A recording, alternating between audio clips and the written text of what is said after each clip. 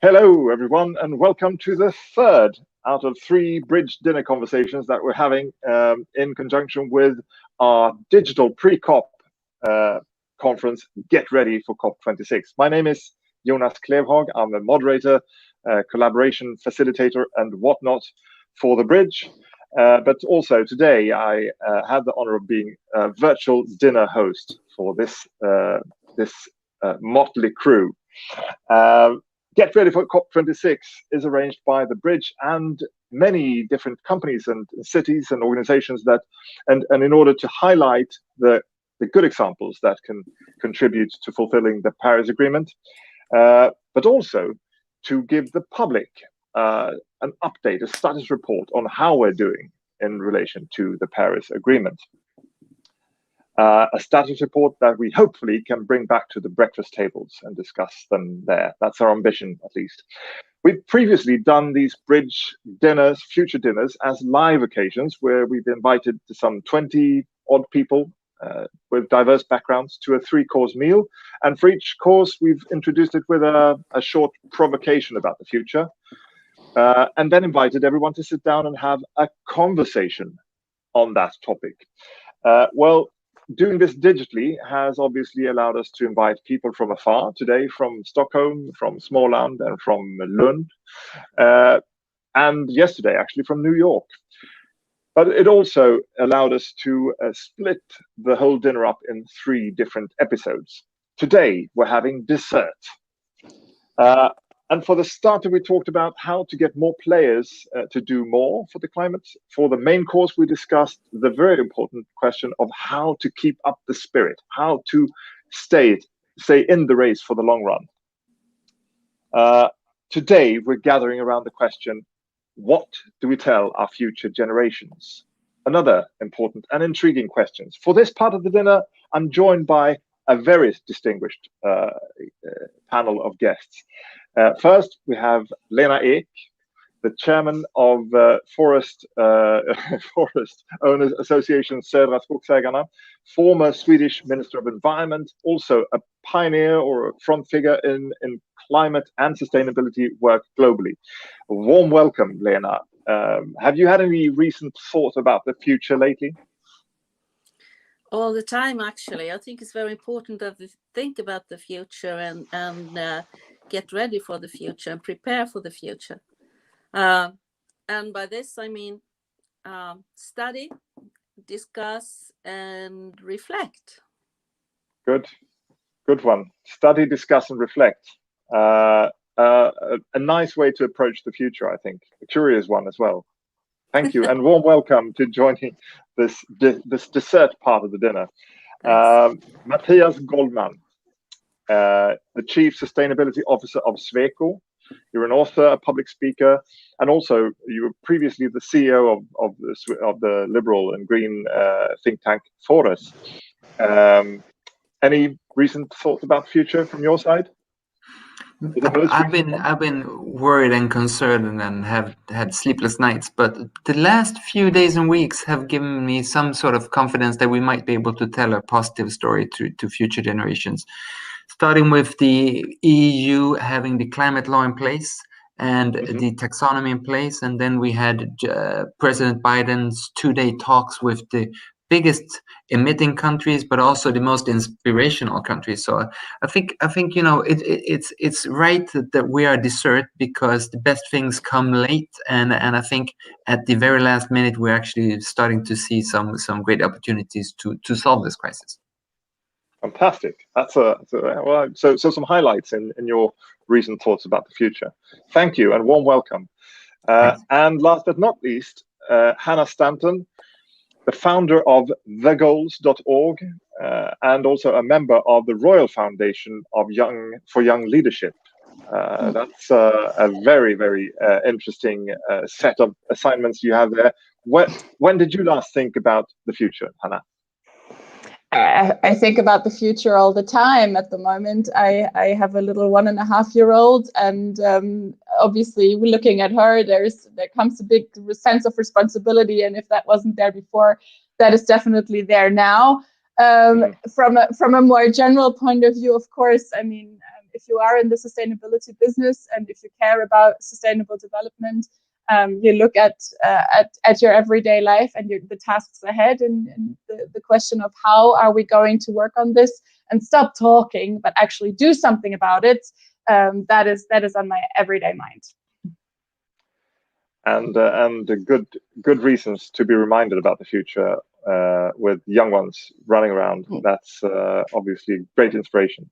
Thank you, and a warm welcome. You've chosen the best part of the dinner, I think. I'm not normally a dessert kind of guy. I'm more a starter one, onto the starter. But today I really think you've hit the jackpot. To give us an idea of what we would have eaten if we were to meet for a live dinner, I asked my colleague Sofie Granat, who's actually our own master chef from 3 years back, and what she would do based on the main question today: what do we tell our future generations? So she immediately thought about a positive vision, symbolizing our faith that the future can be really good if we make the effort. So please imagine yourself in front of a crystal ball made from chocolate. And it's filled with chocolate fondant. Now it's getting really rich. Not too big, but just the right size. And where the outside of this crystal ball of chocolate is melted to reveal its inside by hot salted caramel sauce, and everything accompanied by a cool and creamy bowl of Oatly ice cream. There you go. This is so cruel. It's so cruel sitting here with an empty coffee cup. You'll have to compensate for that yearning feeling or craving by inspiring us with thoughts instead. So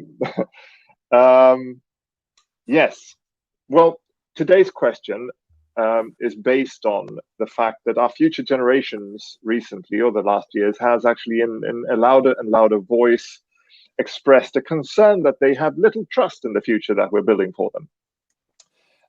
So I would like to start with you, Lena.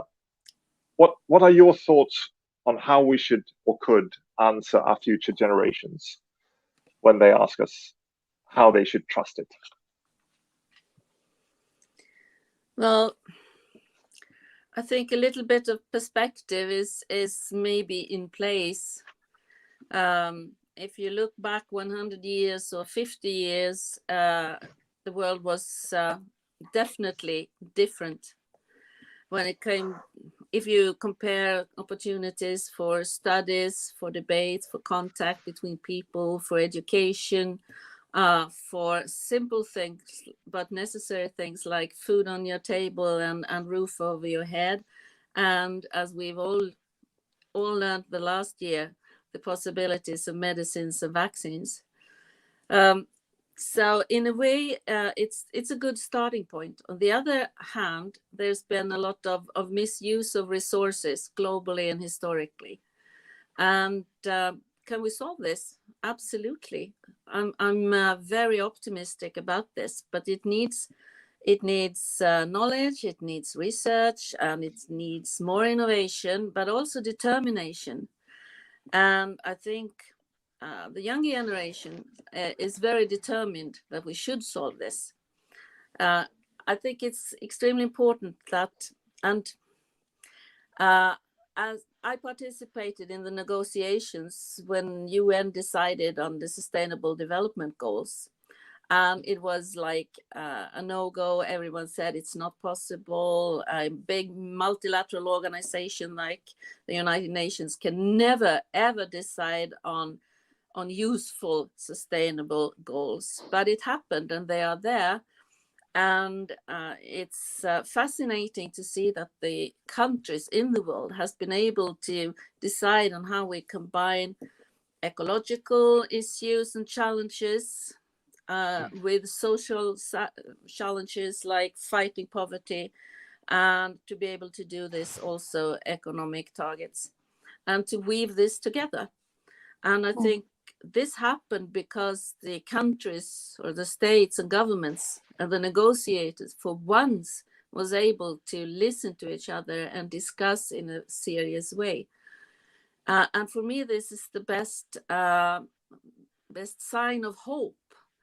And to have these serious and trustworthy negotiations and results, you have to talk to each other and listen. And what I'm worried about right now is not only a generational gap, but a gap between countries and people globally. I think we in Western countries have to understand the absolute need for the fight of poverty in other parts of the world.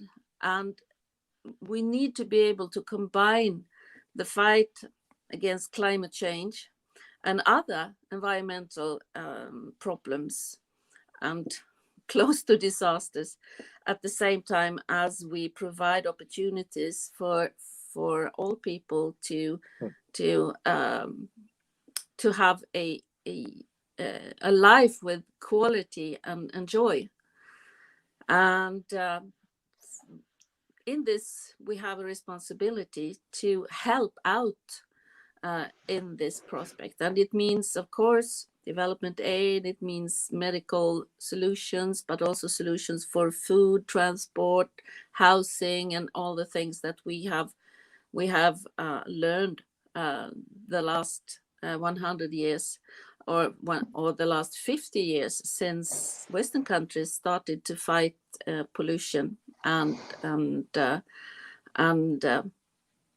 to develop our countries. And it all started out with education. That is the historical lesson. Education for everyone, boys and girls, and whatever conditions you come from. Education and to foster dialogue. So, and with this, I think the young people can rightly demand support from us that have a couple of more years with us. Mm-hmm. So I'm very positive. I think the tools are there. We need to cooperate to use them, and it's absolutely possible to solve the global challenges. Fantastic, inspirational thoughts. And I do think that when you started with that scenario, the seemingly impossible scenario that everyone states is impossible, that it was possible, is a good example of showing that today as well, even though it may seem a dark prospect to trust the future, it is possible to do so. And also that when you point at listening by or educating yourself to a position where you're actually able to listen to others is an enormous inspirational thought as well. Yes. Any comments or any thoughts there to the last reflection? Yes, I very much agree with what Lena said about what's impossible. Might take a little bit longer, but it can be done. And Lena could easily have had several other examples about how we managed to get the Paris Agreement in place, or when Lena was at European Parliament, how they managed to get the chemical legislation REACH in place, and so forth. So it happens if there is somebody who is really determined to get it happening. And I want to share with you the main reason why we at Sweco focus so much on climate and sustainability. We've decided at Sweco Sweden that we're going to be climate positive by 2030, so a whole lot faster than the climate law says that the carbon law says that we have to be in line with the Paris Agreement, or much faster than the science-based targets. And it's not based on legislation. Legislation is often too vague to be really driving when it comes to climate action from companies. It's certainly not customers. We have some customers that demand it from us, but more often than not, we have to sort of push the customers to accept our climate-friendly solutions. It's more and more investors, especially after the taxonomy was passed at EU level the other day, and we see similar initiatives as the taxonomy, for instance, happening at the ASEAN Asia organization. So that's starting to happen, but the main driver is exactly the one you asked about, Jonas. The main driver is young professionals who are either already with us or who we want to attract as employer. And of course, they're going to still ask, so how much is in the envelope in terms of money? But more and more, they're asking, very sharp questions about whether our sustainability work, and first and foremost climate, is in line with their ambitions and their ideals. And if not, they're simply never going to work with us. We've seen that with huge companies like Volkswagen. When they were criticized for Dieselgate, they didn't lose very much in share value. They didn't lose very much in sales, but they lost confidence with the general public, and especially with the best and the brightest of generation millennials, Generation Z, Generation Greta, if you want. They will only join us if we are top-notch when it comes to sustainability. Fantastic. Yeah, well, good examples. Hannah, did you have any reflections on Lena's point there, that you work a lot with the young generation, obviously, in the foundation you're part of? I think this is but what Lena said is exactly that education for sustainable development is what I've dedicated the last years to. And I remember that moment when the SDGs were adopted in New York and the 2030 agenda were adopted very vividly, sitting there outside with civil society, which was a huge fight, and we were there in the end. And I think that was the moment I have carried with me, in the sense of there is a point where we can all agree. But the thing is that everybody needs to be involved in the conversation. We can't have those conversations about the future in silos. We have to have those conversations across groups in order to get the ball properly rolling. And this is what I meant by stop talking, let's walk.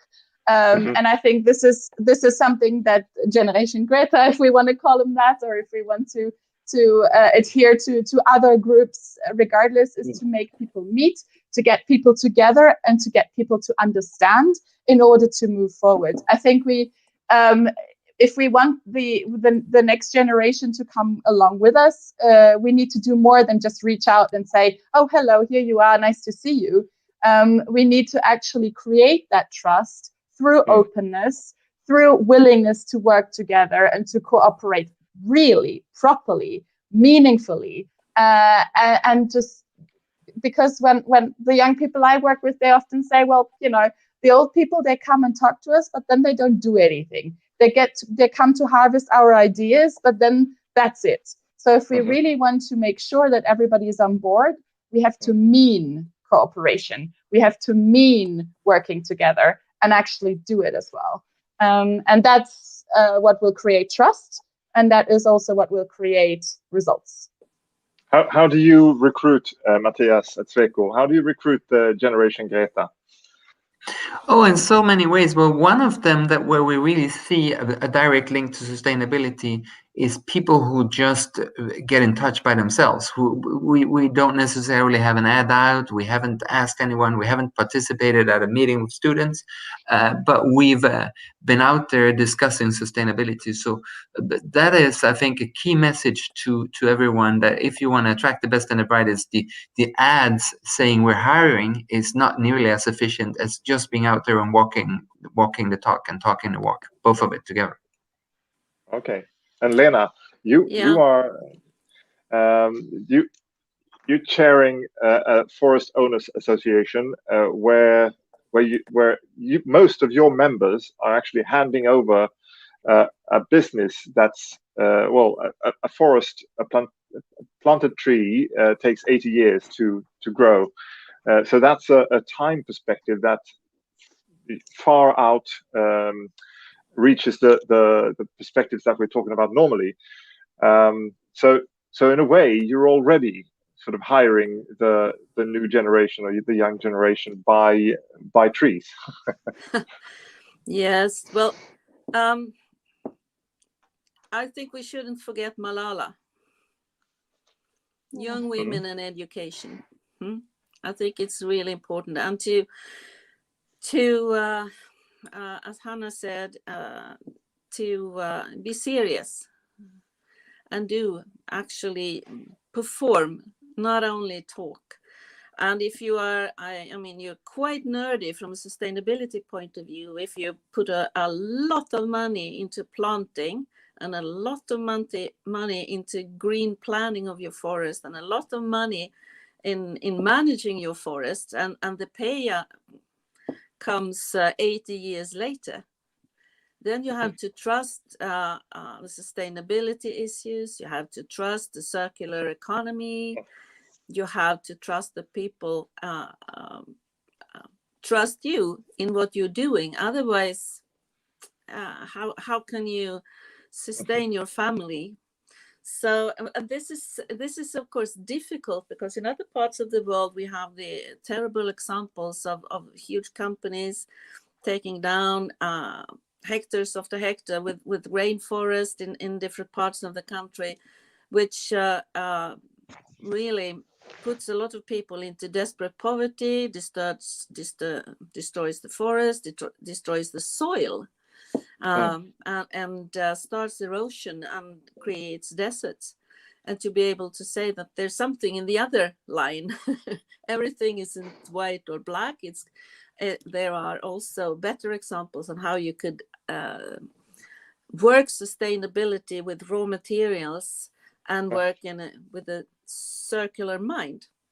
And also here, I think education and debate and discussion is really important, and to focus on the core, and that is the fossils. I mean, oil and coal, and to be able to replace oil and coal with other materials. And I'm sure we will find new scientific solutions on this, new building methods, new materials, new ways to do this. But the raw material has to come from somewhere, and the way oil and coal has dominated our societies, our economies, our future planning is really crazy if you look into in a more historical perspective. And if you draw the line from now to the future, I mean, we managed in 100 years, we've developed an oil society, and it takes a lot to get out of an oil society. And I think it needs cooperation, and also to understand that different countries may have different solutions. I mean, take the climate negotiations, for example, and I've been there in different positions for years and years and years, and spent nights and nights and nights on these negotiations.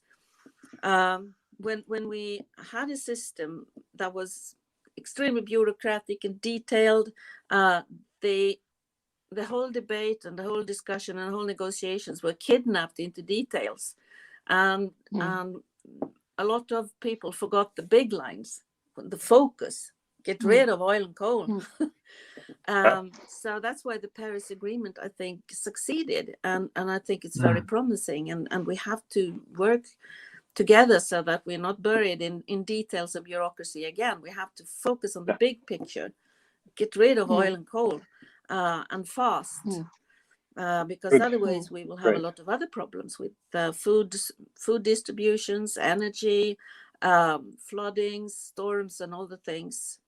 And here is also a danger that we paint everything in black, and there is a danger that young people lose trust and end up in a situation where they think everything is hopeless. It's not. We can prove over and over again that we've solved very serious global issues. The ozone layer, I remember when it was huge. I'm thinking there on that note.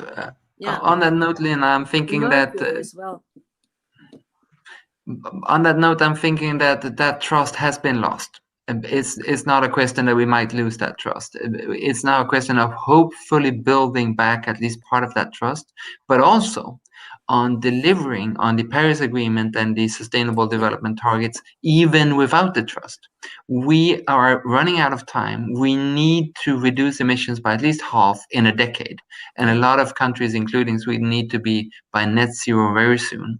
That means that we have to do, by and large, with the companies that we have, with the political leaders that we have, and with the lack of trust that we have. And that means that we need to find the incentives so that this change to sustainability happens, even if there is no trust in the politicians or the business leaders ahead, because we simply don't have the time to rebuild what we ruined by reacting so late and by being, as you point out, so recklessly dedicated to fossil fuels for so long.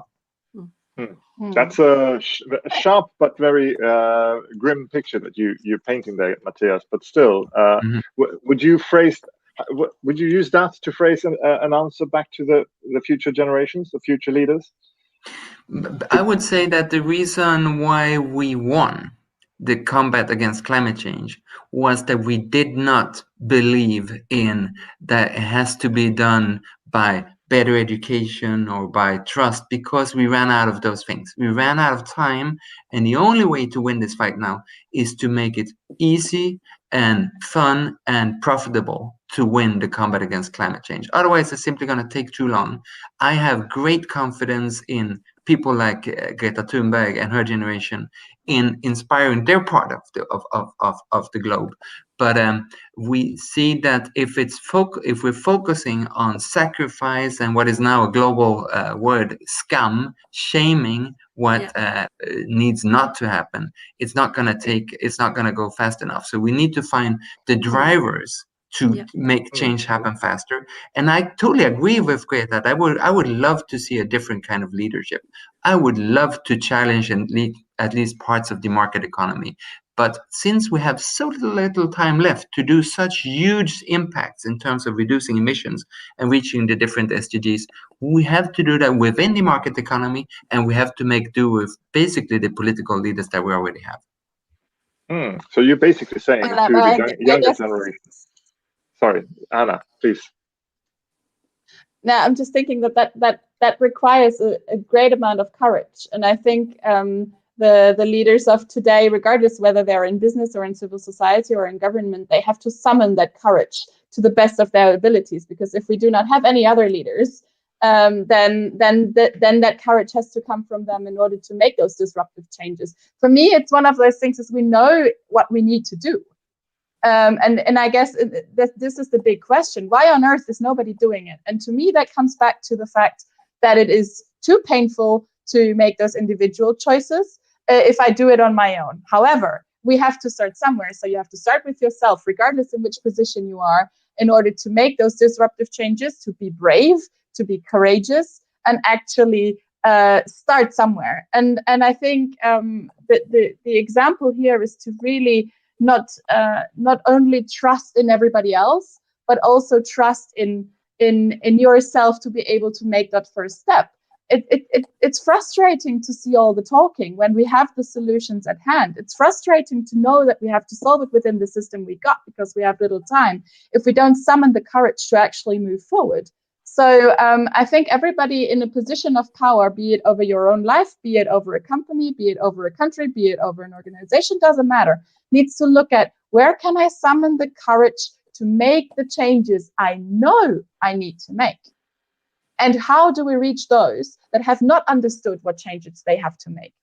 And I don't think that there are many that they don't know what they have to do, but they have other drivers, other focus, other incentives that keep them in their track. So we have to find ways and courage and muster the courage to say what needs to be said and move them out of those tracks and move them ahead.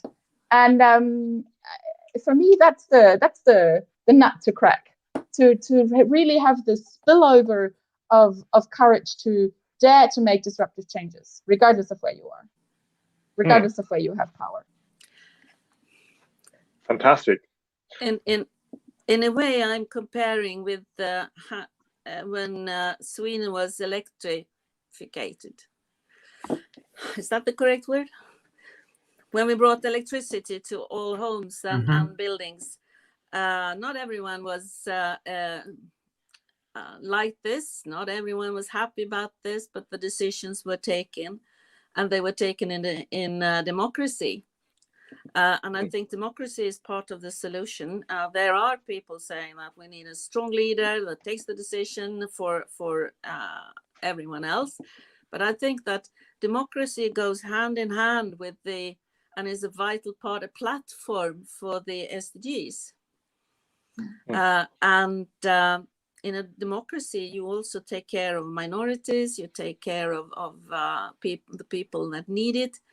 And that is a way of bringing global solutions. I'm a little bit annoyed that some of the decision makers in Europe is sort of thinking only about Europe, not about the other parts of the world that we really need to bring with us in this transformation.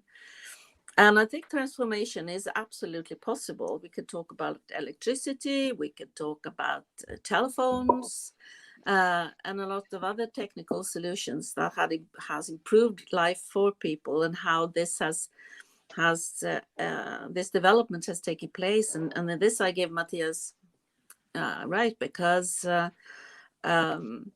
of course there are market forces, and when you see that you could get a better life with some kind of technology, or by behaving in a certain way or whatever, most people tend to do that, and that is why I think it's possible. But there is certainly a responsibility for us to have the means and the money to provide the solutions, to also point the way and provide the platforms for people in developing countries. And if we're not doing that, I think we will face a very difficult future, because we're in this together. There's no way to have secluded small islands. We have to bring the whole globe with us when we face the challenges. Leaving no one behind. Yeah, we need to put our money where our mouth is, basically, and walk instead of just talk. I brought with me here from you, Lena, to use the old examples that the impossible is possible. Actually, we've done it before. We can do it again. That's one way to answer the future generation. Another one is to say or to show how we make it easy, profitable, and fun, which basically allows for the future generation to stay in it, and to see how it can actually build for the future. And the other one, perhaps, and the third one from you, Hannah, to muster the courage. The courage actually to show how it can be easy, profitable, and fun, and that we can trust that we can do it again, that we have done before in human history. To me, this has been a tremendous teaser on how to actually start crafting an answer back to the generations that ask for trusting the future again. Lena, would you like to make a closing remark here, or a final comment? Yes, please. I'd love to. And I would like to point out the personal responsibility that Hannah mentioned before. This is not going to happen by itself or by someone else.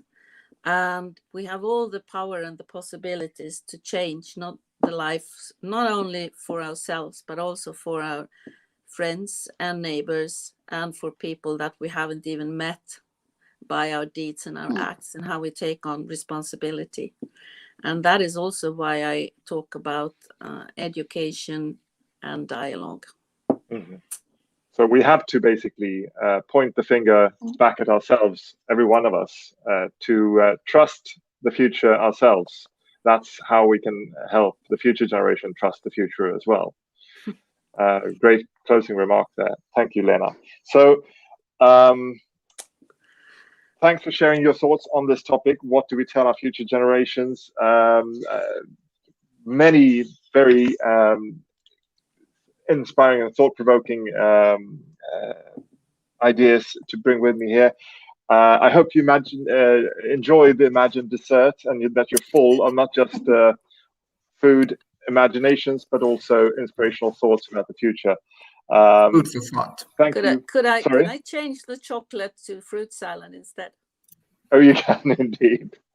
You can indeed, but it won't be a crystal ball of fruit salad, which sort of spoiled the metaphor and the symbol of a crystal ball.